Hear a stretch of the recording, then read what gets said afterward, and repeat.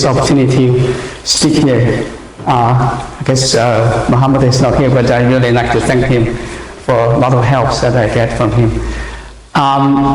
So maybe it is true that it's always harder for analysts to do anything.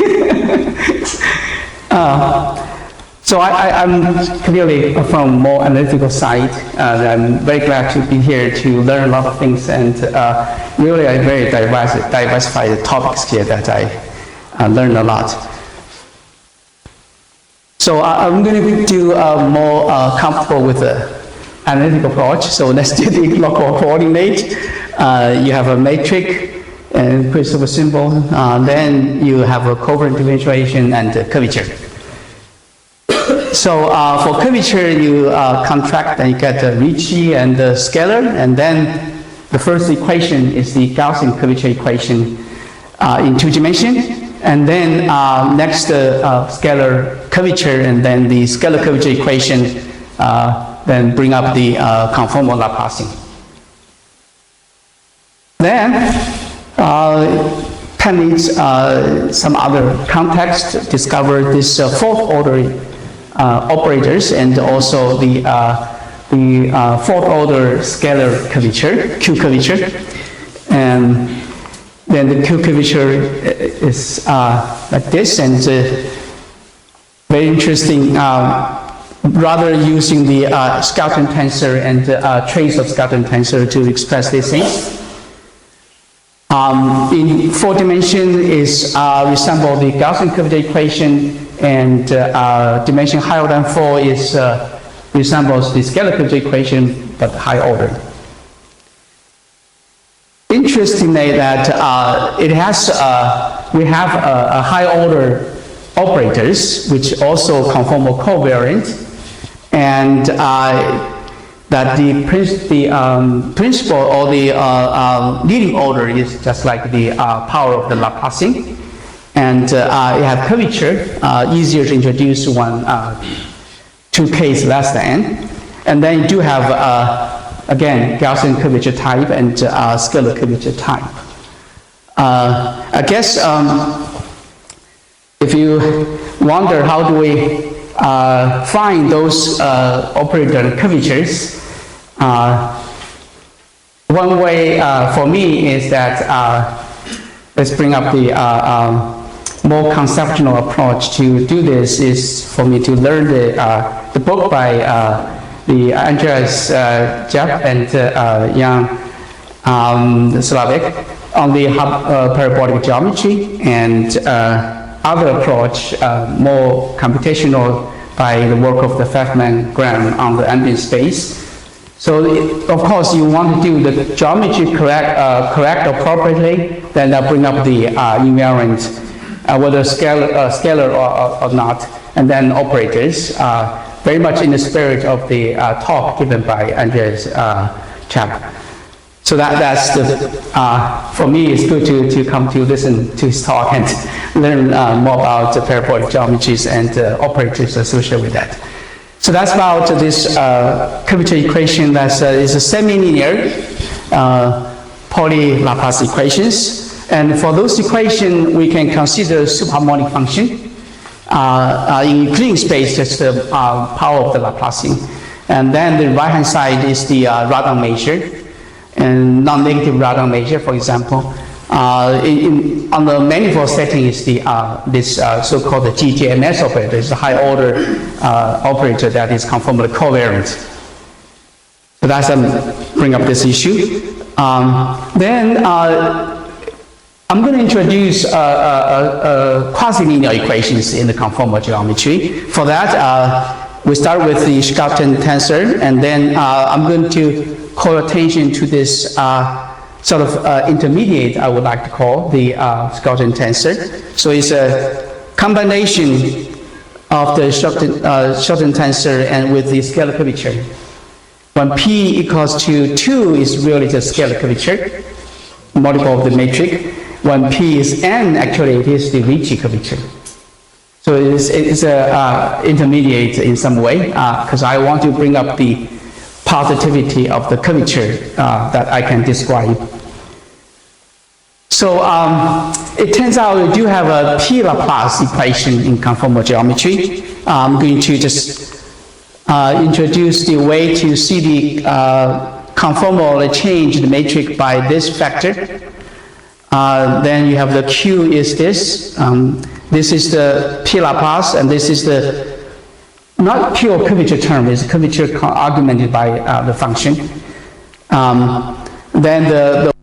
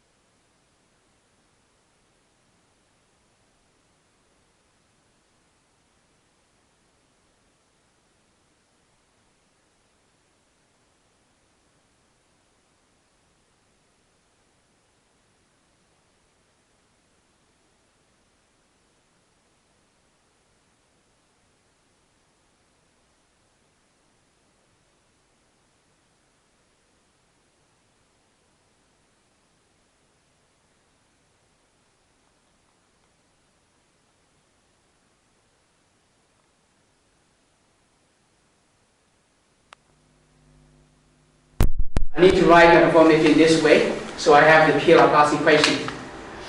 If this intermediate Shelton tensor for this conformal change matrix non-negative for the P between this number, then indeed you can control the size of the singularity in terms of the Hausdorff dimension, n minus P of 2.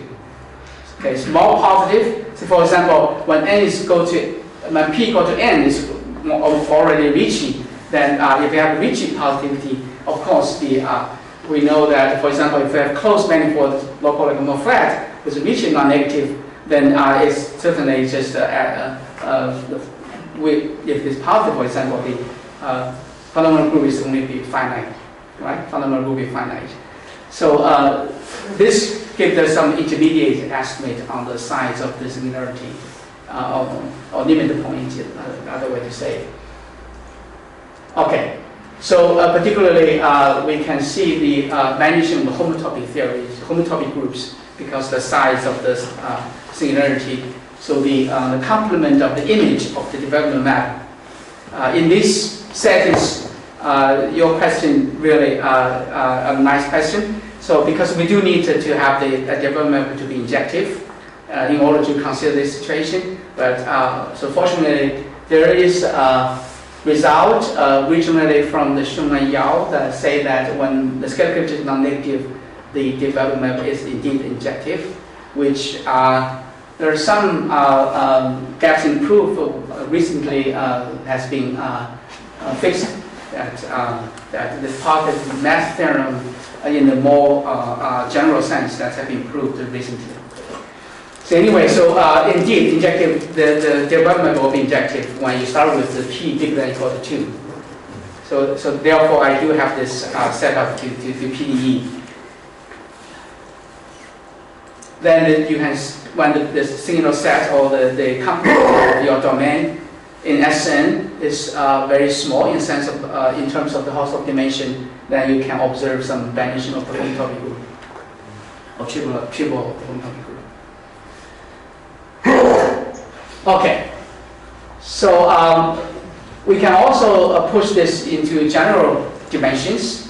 In that case, that if we recall the n Laplace equation in this form, then when you have this term integrable, the negative part of the right-hand side, and also the scalar curvature is bounded from below. In this case, it's bounded below. Then when you're already on the domain of Sn, then the complement will be just at most a finite point.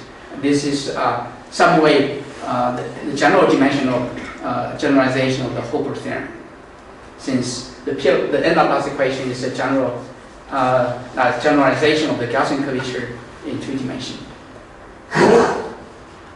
Okay. So again, as I already mentioned, that we're not going to do this through the conventional PDE approach. We're going to appeal to the potential theory instead. I'll show you that how what do we need from potential theory and what is the proof. In the end, I'm going to sketch the proof of the Hooper theorem to tell you how to use the potential theory result to prove something that allow us to estimate the size of the singularities in terms of the Hausdorff dimension. Okay, so let me recall the risk potential.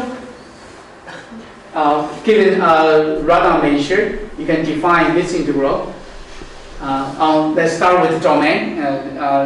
This can be pushed in much more general settings than even metric space. So then you have the risk potential in dimension bigger than 2 is this one, and equal to 2 this one. I do like the D. To be scaling properties, I do need this D to be diameter of the omega, so risk potential. So one of the key ingredients in the potential theory is to define the capacity for the given potential. The capacity defined to be for any Radon measure on the omega, you ask the potential to be at least 1 on a given set E.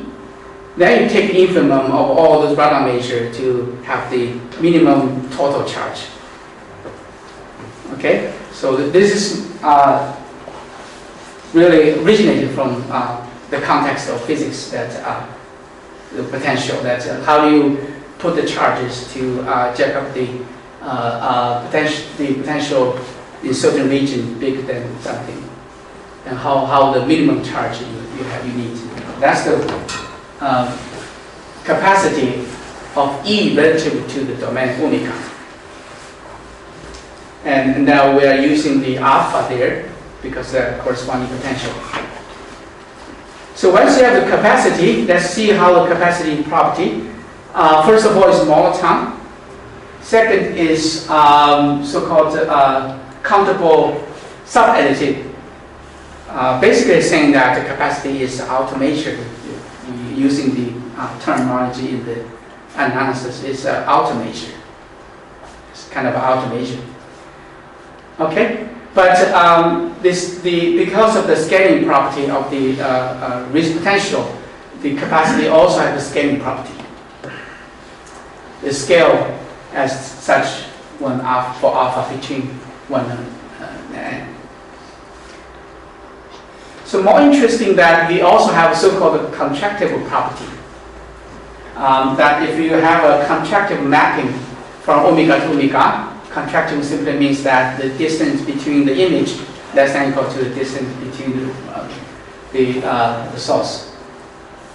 Then your capacity is not going to increase if you do the contract mappings, which can easily observe from the definition of the potential.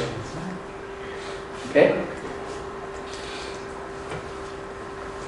So one very interesting and also very important notion in the potential theory is some idea of coming from the harmonic analysis is to looking at these dyadic rings or annulus. Okay, the little omega is the thinner one, and the capital omega is the bigger one, include the thin ones. And you like to look at each scale, so all the scales. Okay, those are so-called dyadic annuli. And then if you want to say something is small in some sense, now we're using thin, the notion of thin. If you say something is thin at a point, or alpha thin at a point, you look at the scaled capacity at each ring. Okay, and you sum up, it's finite. Okay, the denominator simply to make it normalized, so you don't have the scaling problems. So this is a way to say the set is small. So we're using thin. I will demonstrate to you why this notion is so good to deal with the potential theories, estimate the social potential theories. But very interesting is that this observation, which is a very simple observation, is that if a set is a thing at the point, then you can always draw a ray that avoids this thing set. You always at least have one ray that avoiding this thing set. If you think about it, you can somehow project everything of this set onto a sphere. Then if its capacity is very small, on the other hand, the capacity of the sphere is something positive, then you will miss some point which you have a ray that doesn't intersect with this thing set. Straight charge. Yeah. So it's go out without intersect with the thing set. Okay? It's very simple observation based on the property I mentioned, scaling property and the contractive properties. Okay? All right. So now I want to do some estimate for the potential using the capacity and the thing, notional thing. So what I can say is that so if you have a non-negative radon measure, and then you look at the potential, And for the point where the potential is infinite, the polar point of this, right? And since the radar major is non-negative, those potential are superharmonic. Okay, so those polar set means that where the value is infinite. Then you want to see how the behavior potential compared to the kernel.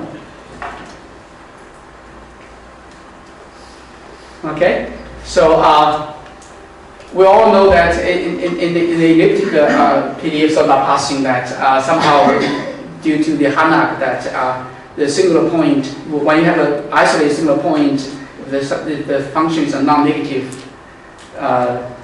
superharmonic, then it somehow it will behave like a green function. That due to the if you know already the a priori is already isolated point, then you can use Harnack to do that. Because you can scale into something that a traditional estimate will work. But now we're going to base on the potential theory and estimate from, I think take a little bit more harmonic analysis approach. And in the dimension where the kernel is log, is actually exact. So both the behavior is like the kernel, except you have to away from the thin set. So you have to stay away from thin set to observe that the asymptotic behavior of the potential of the superharmonic function is like the kernel. At least in this order, you have to stay away from the thin set.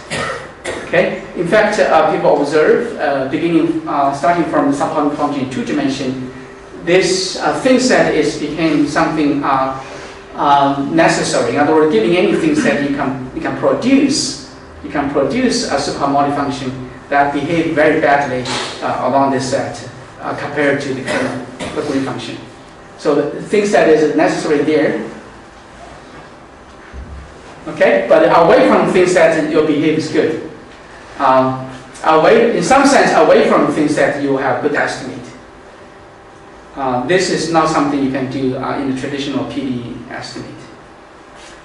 Okay, I want to show you that this is something. One way is that is pretty nice estimate. Other way is to show you that how the notional thinness come up in this kind of estimate. It's good that it doesn't take too much to do. I hope I have enough time. So we want to estimate this potential. And let's give a point in this range, in this scale, in other words, in this scale. Then I'm going to separate this into 3 parts. It's away from this point is fixed scale. Then somehow the scale is already relevant, but it's still away from the big annulus. So still some distant away. Then last term is inside this bigger range for given point in the smaller annulus. So this kind of approach is a bit of idea from harmonic analysis. Okay, so those 3 terms, people can easily convince the first term is easy.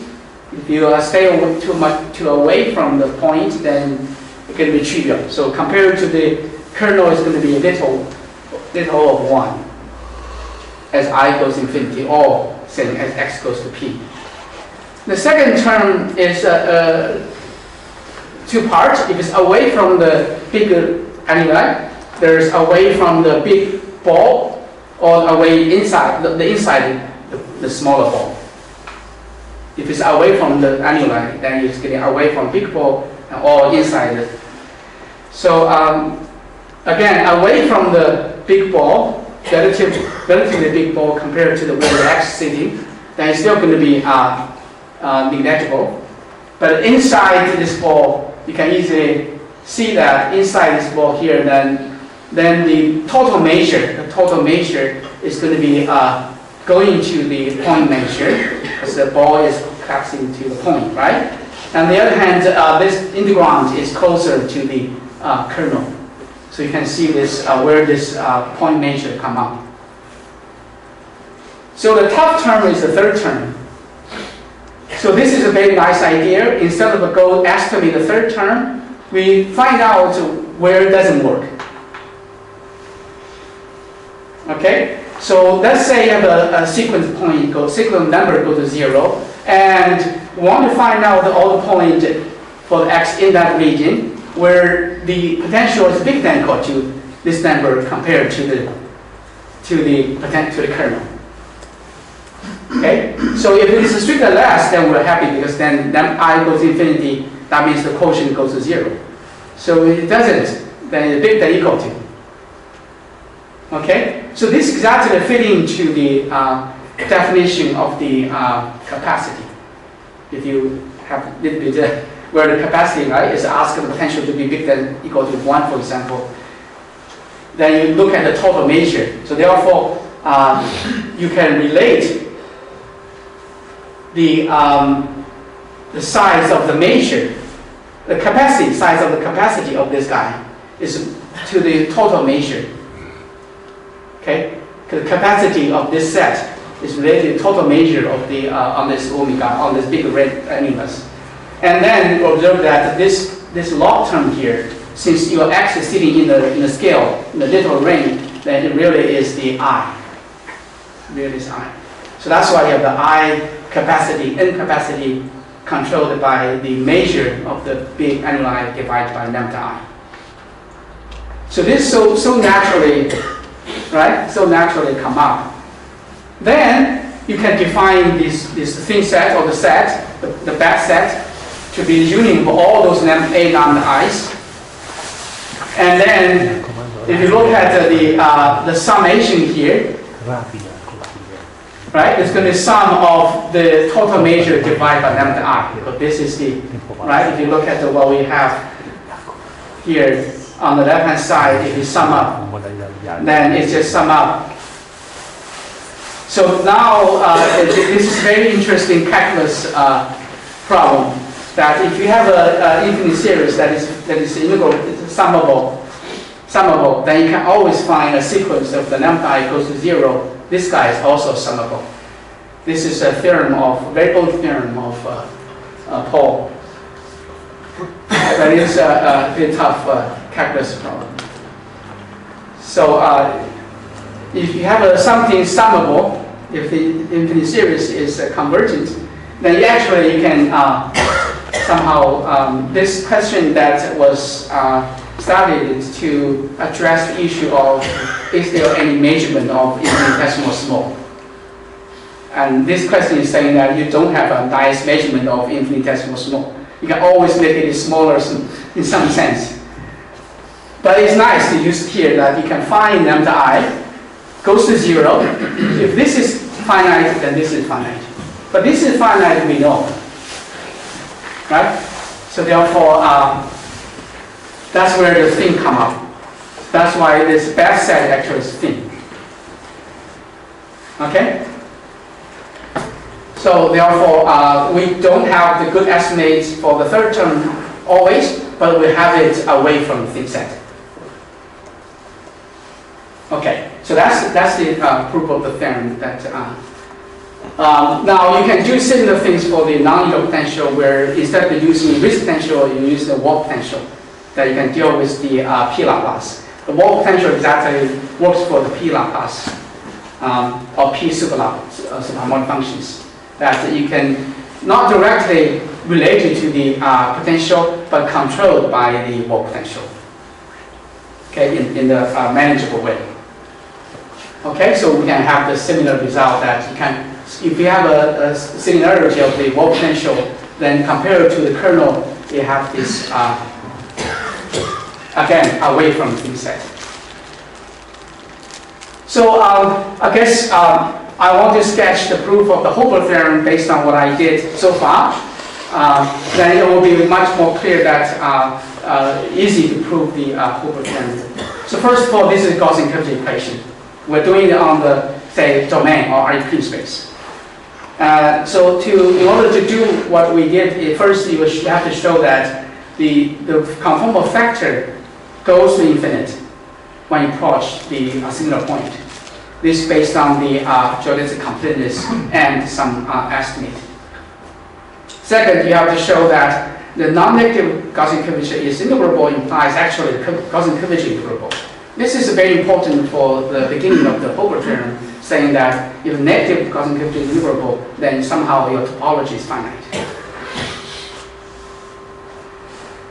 Second, I have to show that indeed I can use the potential theory. Therefore, I want to show that not only away from the singularity you have the equation, but including singularity, your right-hand side is just a radar measure. So this is already something, because we're saying your singularity is not very too severe. It's a radar measure can handle. Then we're going to apply the potential theory. So then you control the biopotential and some harmonic functions. So now we turn just to control the potential. Then we know that the potential will be controlled. Okay, a quotient of those will be simply the point measure of this right-hand side. Now, because again, using the fact of the thin set or the feature of the thin set, you can always find a way avoiding the thin set to reach the singularities. But you also have a geodesic completeness. Therefore, if you use the conformal metric along this ray, the geodesic distance has to be infinite. In other words, if you integrate the function, if you integrate the potential e to the exponential of this, right, which is a log times some constant, right, then you integrate this. So it's really a power, integrated of the power of, right? Then if you want this to be infinite, then this number has to be not too small, definitely not zero. Otherwise, right? So therefore, this implies that the point measure of this radar measure at each single point has some definite size, which clearly implies that you can only have any radar measure is locally finite.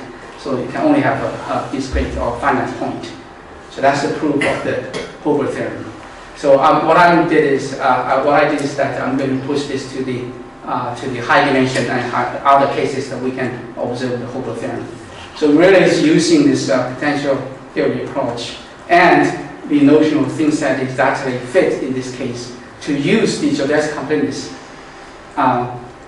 So this is for the other ways to prove, but it's interesting. I want to mention this because the potential theory and everything works very good with the very general matrix space, at least for Heisenberg group and Heisenberg-like group, where you have a very nice everything. You have the subpassing and everything is fit, except that we have to work out the curvature conditions and how to make sure that the potential theory will work. So it's very likely that you can push to a much more general settings if we use the potential theory here, and also that even more general non-linear potential theory works in the case of other matrix space. Thank you very much.